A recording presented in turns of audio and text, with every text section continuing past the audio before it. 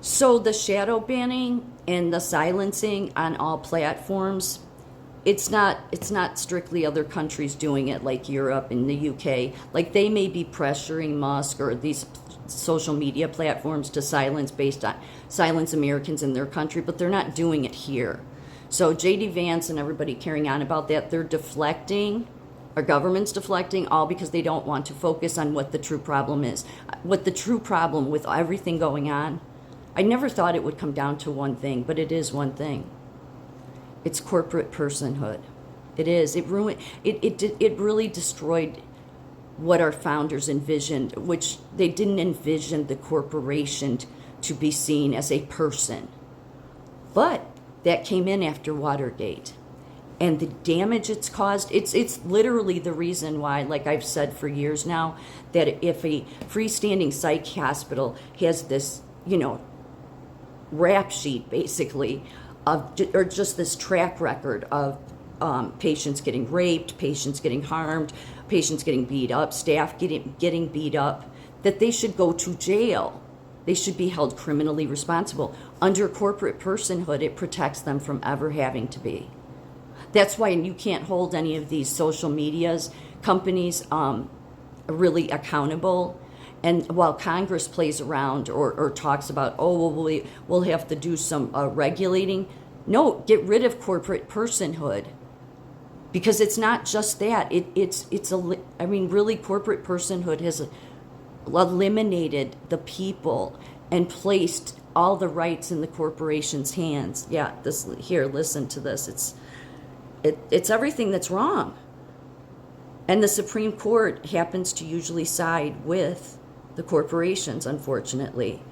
So like I said, it came in after Watergate.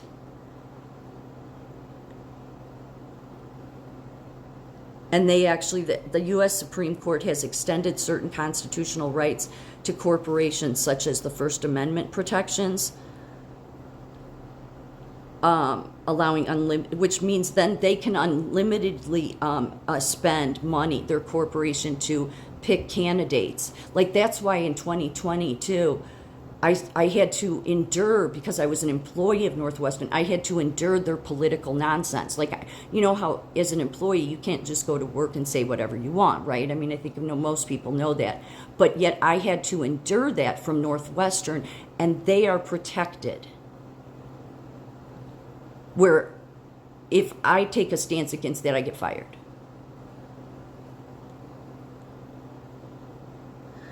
It's also been what has disrupted our elections because of this, because of how much money they can give to political campaigns.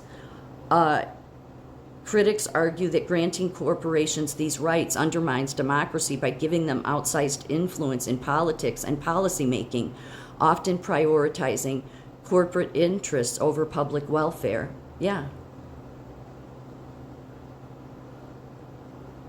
It's led to everything being unequal. While these corporations talk about unequal justice, well, they're the reason things are unequal. Yeah, political spending. Following Citizens United versus the FEC in 2010, corporations used the First Amendment protections to spend unlimited amounts on elections, influencing policy outcomes, often contrary to public interest. It also has led to more harm to employees, and because there's nobody to hold. So then what do? They get their corporate personhood. Then they create all these agencies that supposedly, like Joint Commission, is oversight over hospitals, which is such nonsense, or public health is, which is such nonsense. But all the while, the hospitals don't worry. But everything that you and I would be held accountable for, they're not. They have like free reign. That is literally the problem with everything. That's the reason why all these tech giants wrapped around Donald Trump. If they didn't have corporate personhood, they wouldn't have a leg to stand on.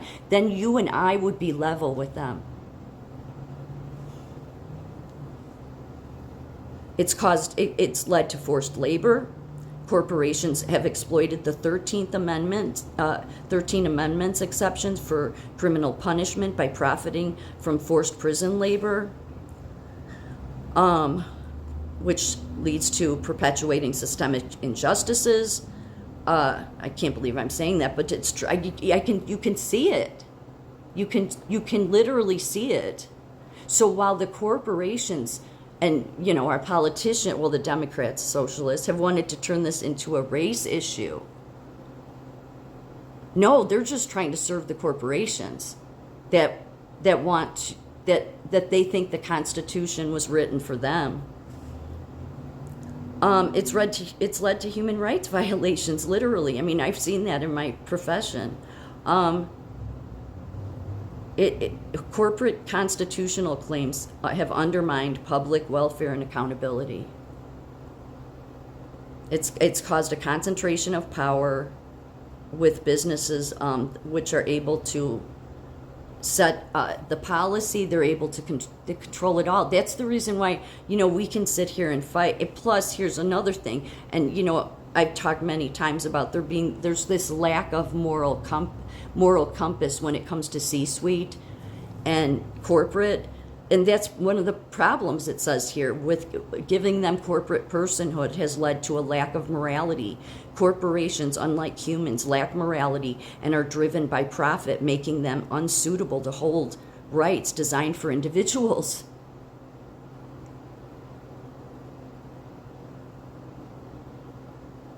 It gives them rights, it gives them advantages over real individuals who can be harmed physically and emotionally in ways that corporations cannot.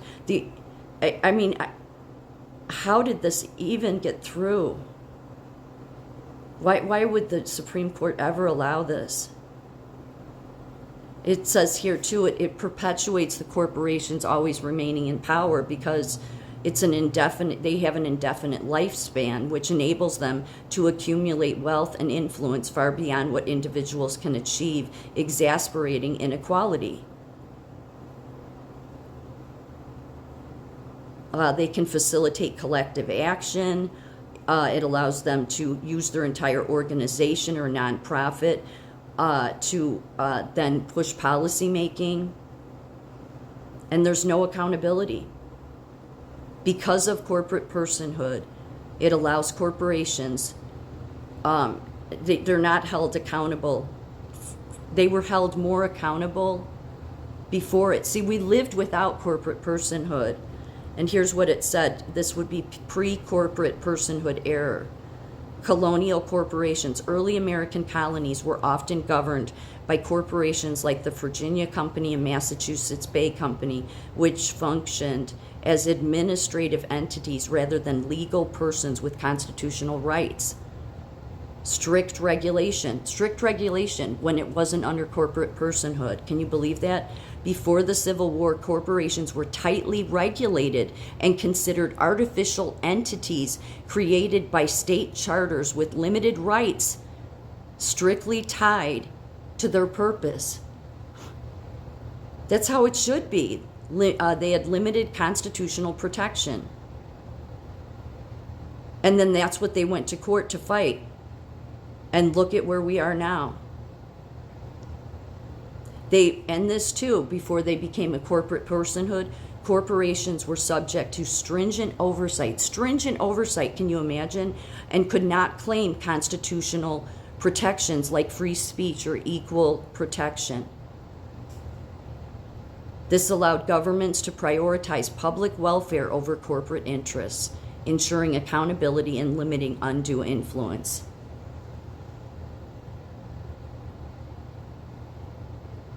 Unbelievable that it is everything that is wrong. Yeah, in the U.S., early corporations were tightly regulated, existing solely to serve specific economic or public interests. Yeah, you don't hear it. Where's any politician talking about that being the problem, huh?